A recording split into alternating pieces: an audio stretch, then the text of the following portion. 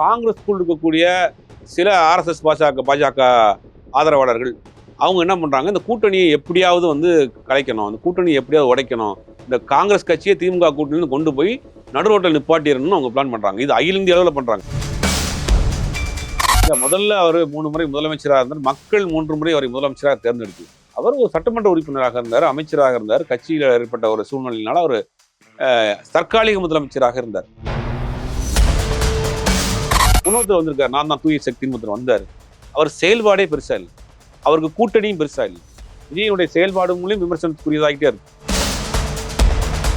எடப்பாடி பழனிசாமி விடலையே, எனக்கு உள்ள விட்டவன் தனக்கு எதிராக ஒருத்தர் வந்துருவாரு, தனக்கு ஒரு போட்டியாளராக வந்துருவாரு அப்படின்னு நினைக்கிறாரு. வேற என்ன செய்ய முடியும்? அவர் அரசியல் பண்ணி தான் ஆகணும். இப்ப இருக்க அதிமுகவை அல்ல. அம்மையார் ஜெயலலிதா வச்சிருந்த அதிமுக கிடையாது, எம்ஜிஆர் ஆரம்பித்த அதிமுக கிடையாது. இப்ப எடப்பாடி கையில் இருக்கக்கூடிய அதிமுக அது பாஜகவினுடைய ஒரு பிரிவாக இருக்கக்கூடிய ஒரு அதிமுக.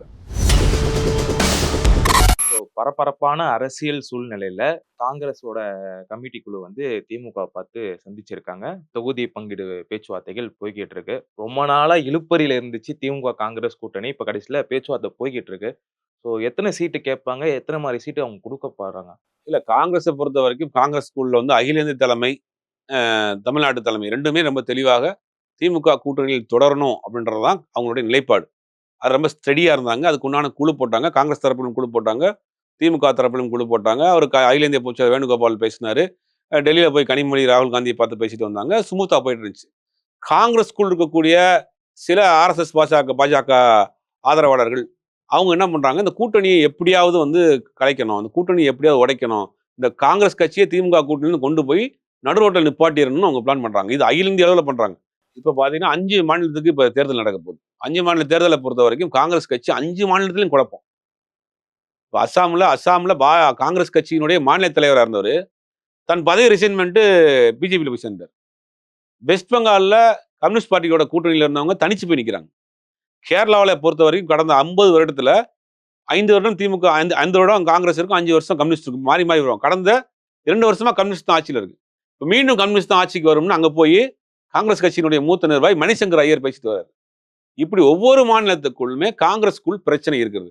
நடந்து முடிந்த பீகார் சட்டமன்ற தேர்தல் தெரியும். கடைசி நிமிடம் வரை கூட்டணிக்குள்ள குழப்பத்தை ஏற்படுத்தி கடைசி நிமிடத்துல ஒரு பெரிய அழுத்தத்தை கொடுத்து சீட் வாங்கி 60 சீட் வாங்கி எல்லாத்தையும் தோத்து போய் 4 சீட்லாம் ஜெயிச்சாங்க. இப்படி ஒட்டுமொத்தமாக அகில இந்திய காங்கிரஸ்ல எல்லா மாநிலத்திலையும் பிரச்சனை இருக்கு. இப்போ தென் தமிழ்நாட்டில் தென் மாநிலங்களில் மட்டும்தான், கேரளாவிலையும் தமிழ்நாட்டிலையும் ஓரளவு காங்கிரஸ் கொஞ்சம் உயிரோடு இருக்கு. அதுக்குள்ளேயும் குழப்பத்தை ஏற்படுத்தணும். பாஜகவினுடைய திட்டம் என்னன்னா காங்கிரஸ் இல்லாத இந்தியா, அதான் உருவாகணும். அதை நோக்கி தான் என்ன பண்றாங்கன்னா, காங்கிரஸ்குள்ளேயே பாஜக ஆதரவாளர்கள் இருந்துக்கிட்டு தொடர்ந்து இந்த வேலையை பண்ணிட்டே இருக்கிறாங்க. அவங்க தான் என்ன பண்றாங்கன்னா, இந்த கூட்டணி எப்படியாவது குழப்பத்தை உண்டு பண்ணணும் அப்படின்னு தாவேகாவுக்கு ஒரு கட்சியை காமிச்சு ராகுல் காந்திகிட்ட போய் எங்களுக்கு இவ்வளவு பெர்சன்டேஜ் இருக்கு, நீங்க இவர் கூட சேர்ந்தா நம்ம ஆட்சி அமைச்சிடலாம், 3 மாநிலத்தில் ஆட்சி அமைச்சிடலாம். அவர் பிரச்சனையை பார்க்கறது பெரும்பாடா இருக்கு. விஜய் அவரோட பஞ்சாயத்தை பார்க்கறதுக்கே பெரும்பாடா இருக்கு. அவர் படத்தை ரிலீஸ் பண்றதுக்கு பாடுபட்டு இருக்காரு, அவர் மனைவியை காப்பாற்றுறதுக்கே பாடுபட்டு இருக்காரு. ஆனா இவங்க போய் ஒரு டேட்டாஸ் கொடுத்துருக்காங்க, பாத்தீங்களா இந்த ஏரியாவில் பூரா அவருக்கு பாதுகாப்பு இதா இருக்கு, நீங்க சேர்ந்தோம்னா நம்ம ஆட்சி அமைச்சிடலாம், கூட்டணி ஆட்சி, காங்கிரஸ் மந்திரி சபையில் வந்துடும், கேரளாவில் விஜய் சப்போர்ட் பண்ணிடுவாரு, பாண்டிச்சேரியில் சப்போர்ட் பண்ணிடுவாரு, ஒரே கண்ணில் 3 வாங்கன்னு அங்கே போய் ஒரு குழப்பத்தை ஏற்படுத்தி அந்த குழப்பத்தில் எரியிற தீயில் என்ன ஊத்துற மாதிரி அங்கே போய் பார்த்துட்டு வெளியில பேசுறது, நாங்கள் தாவேக்காவோட பேசுகிறோம், திமுக அட்டாக் பண்ணி எப்படியாவது இந்த கூட்டணியை கலைச்சிடணும்னு முயற்சி பண்ணாங்க. அப்போ ஒரு கட்டத்துக்கு மேலே ஆட்சி அதிகாரத்தில் பங்கு வேணும், நிறையா சீட் வேணும் அப்படின்னு நிறையா, அதாவது போகாதவருக்கு வழி கேட்குற மாதிரியான வேலையெல்லாம் பண்ணாங்க. திமுக தரப்பில் ரொம்ப தெளிவாக கிளியர் கட்டாக ஒரு விஷயத்த பண்ணாங்க. முதலமைச்சர் சொன்னார், தமிழ்நாட்டில் கூட்டணி ஆட்சிங்கிற ஃபார்முலா எடுபடாது, அது ஃபெயிலியர், நாங்கள் கொடுக்கவும் மாட்டோம். எங்கள் தலைமையில் ஆட்சி, எங்களோட வருகை தோழமைகளுக்கு நாங்கள் மரியாதையான ஒரு சீட்ஸ் கொடுப்போம், நாங்கள் நட்போடு இருப்போம், நாங்கள் அதே நேரத்தில் இறங்கி வேலை செய்வோம், ஜெயிக்க வைப்போம், இதுதான் எங்களுடைய ஃபார்முலா, வர்றவங்க வாங்கன்னு ஒரு கிளியர் கட்டாக ஒரு சட்டம் மூடினார். அதற்கு பிறகு அவங்க இறங்கி வந்தாங்க. இறங்கி வந்ததுக்கு பிறகு என்னாச்சுன்னா திருப்பி பேச்சுவார்த்தை நடந்துகிட்டு இருக்காங்க. பேச்சுவார்த்தையை பொறுத்த வரைக்கும் போன முறை அவங்களுக்கு 25 சீட் கொடுத்தாங்க. இந்த முறை எல்லா கட்சிகளுமே அதிகமாக கேட்குறாங்க. எப்பயுமே ஒரு கட்சி 5 வருஷத்துக்கு ஒருக்கா நாங்கள் வளர்ந்துருக்கிறோம், எங்களுக்கு அதிகமான சீட் கொடுங்கன்னு கேட்கறது எல்லா கட்சிக்குமே ஒரு நார்மலான விஷயம் தான். அப்போ காங்கிரஸுமே எங்களுக்கு போன முறை 25 கொடுத்தீங்க, இந்த முறை எனக்கு அதிகம் கொடுங்கன்னு கேட்குறாங்க. அப்போ ஒரு 2 சீட் எக்ஸ்ட்ரா கொடுப்போம், 3 சீட் எக்ஸ்ட்ரா கொடுப்போம். வரக்கூடிய தாள்னா 27 சீட் பிளஸ் ஒரு ராஜ்யசபா சீட். 27 சீட்டுங்கிறது 25 தானே சொல்லியிருந்தாங்க. போன முறை 25 தான் கொடுத்தாங்க, இப்போ 27 சீட் கொடுக்குறாங்க. எல்லா கட்சிகளுக்கும் ஒரு சீட் 2 சீட் எக்ஸ்ட்ரா கொடுக்க போறாங்க இந்த முறை. அப்போ 27 சீட்டு ப்ளஸ் ராஜ்யசபா சீட். ராஜ்யசபா சீட்டுங்கிறது வந்து அடுத்த டேர்ம். இப்போ 4 பேர் வருது. இந்த 4 பேர்ல இல்ல. அடுத்த டேர்ம்ல காங்கிரஸ்க்கு ஒரு சீட் குடுப்போம். அப்படின்னா இல்ல அவங்க இதாவது இப்ப குடுங்கன்னு கேட்கறாங்க. அது என்ன முடிவு எடுக்க போறாங்கங்கிறது தெரியல. இது காங்கிரஸ் தரப்புல பேசி, இப்ப 2ஆம் கட்ட பேச்சுவார்த்தை நடந்து அநேகமாக ஏறக்குறைய முடிஞ்சிருச்சு அப்படின்றாங்க. இப்ப திமுக கூட்டணியில இருக்கக்கூடிய எல்லா கட்சிகளோடும் பேசிட்டாங்க. விசிக மட்டும் 1ஆம் தேதி, 2ஆம் தேதி போறாங்க. அவங்களும் பேசி முடிச்சுட்டாங்கன்னா, கூட்டணிக்கான பேச்சுவார்த்தை சுமூகமாக முடிஞ்சு, அவங்க அடுத்த கட்டத்துக்கு பிரச்சாரத்துக்கு போயிருவாங்க. அதே மாதிரி இந்திய வரலாற்றிலே முதல் முறையா எனக்கு தெரிஞ்சு ஒரு கட்சியில ஒரு 3 வாட்டி சிஎம்மா இருந்த ஒரு நபர் வேற ஒரு கட்சியில போய், அதுவும் அவங்க ஆப்போசிட் கட்சியில போய் சேர்றது வந்து இப்பதான் முதல் முறை நடந்திருக்கு. ஓபிஎஸ் அவர்கள் டிஎம்கேல போய் அபிஷியலா ஜாயின் பண்ணியிருக்காரு. இது டிஎம்கேக்கு நல்ல விஷயமா போகுமா? இல்ல அது பேக் ஃபயர் ஆகும்னு இல்ல நினைக்கிறீங்களா? முதல்ல அவரு 3 முறை முதலமைச்சரா இருந்தார். மக்கள் 3 முறை அவரை முதலமைச்சரா தேர்ந்தெடுக்கல. பட் இருந்தாலும் இல்ல, இருந்திருக்கிறார்ல. அதாவது நம்ம கிளியர் பண்ணிடணும். மக்கள் செல்வாக்கோடு ஒரு கட்சி நடத்தி, மக்கள் தேர்ந்தெடுத்து 3 முறை முதலமைச்சராக இல்ல.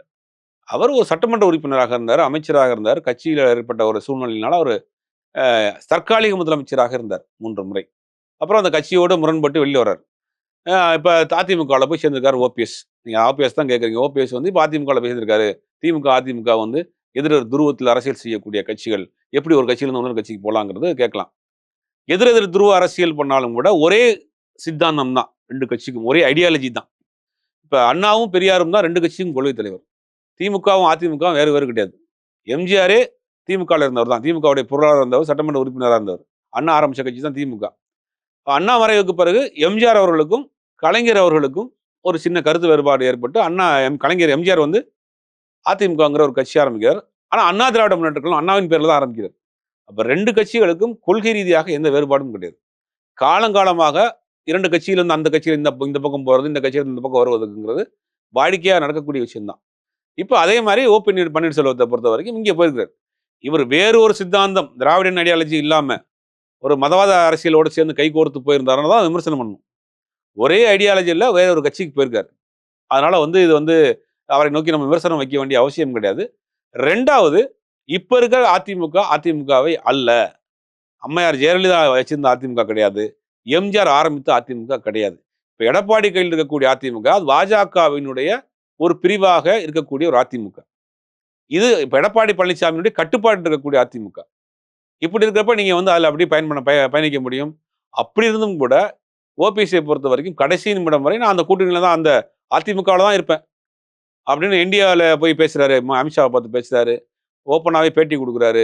எடப்பாடி கூட முயற்சி பண்றாரு. கடைசி நிமிடம் வரை அதிமுகவில் நான் அதிமுக தொண்டனாக இருக்கணுங்கிறதுக்கு முயற்சி பண்றாரு.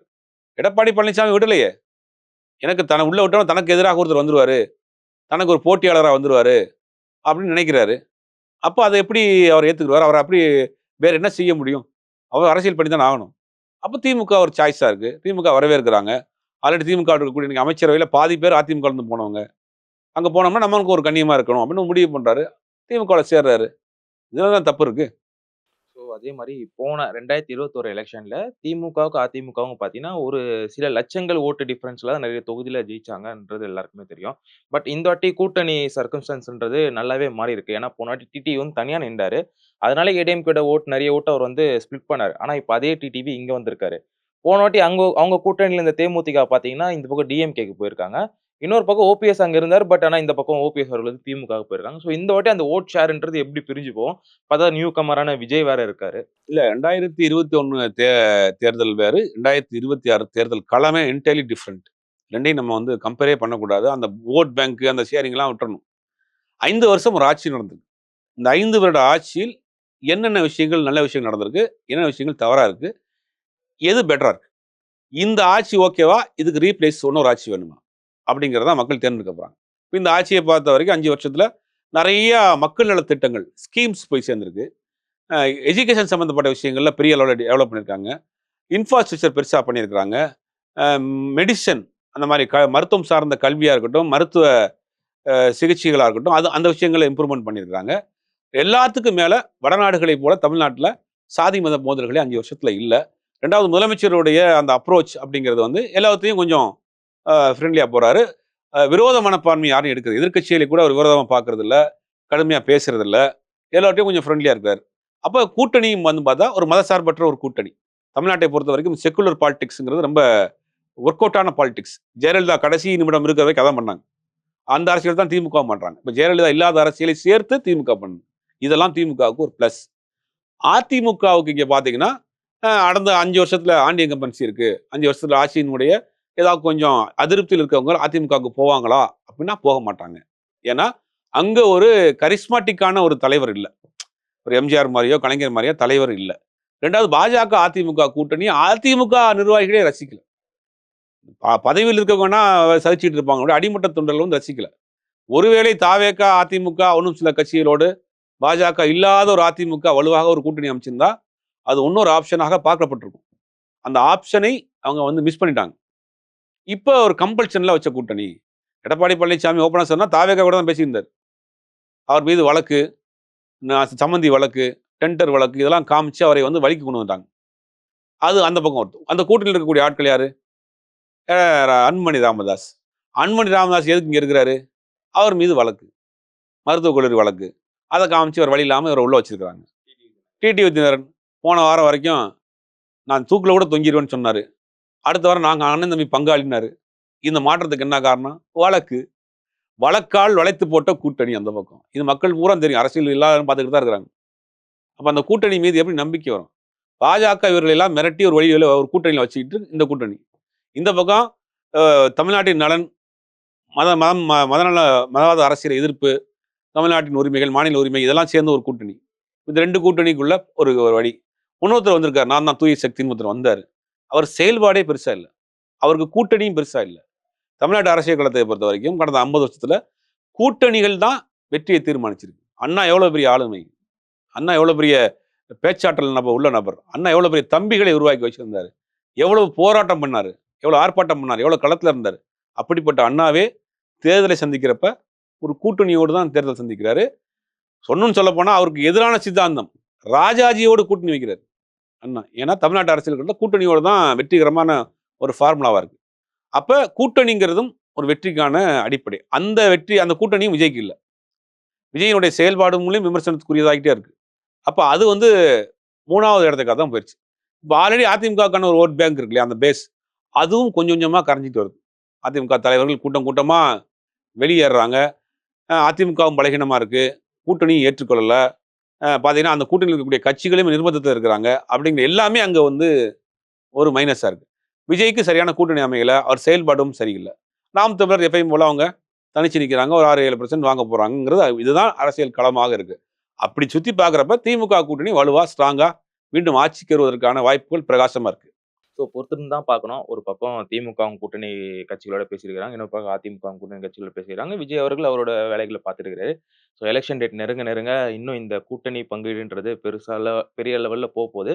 ஸோ பொறுத்திருந்து பார்க்கலாம். இது எந்த மாரி யார் யாருக்கு எத்தன சீட்ஸ் குடுக்க போறாங்க அப்படின்றது. உங்க நேரத்த செலவு பண்ணி எங்களோட நெறைய விஷயங்கள பகிர்ந்ததுக்கு ரொம்ப நன்றி.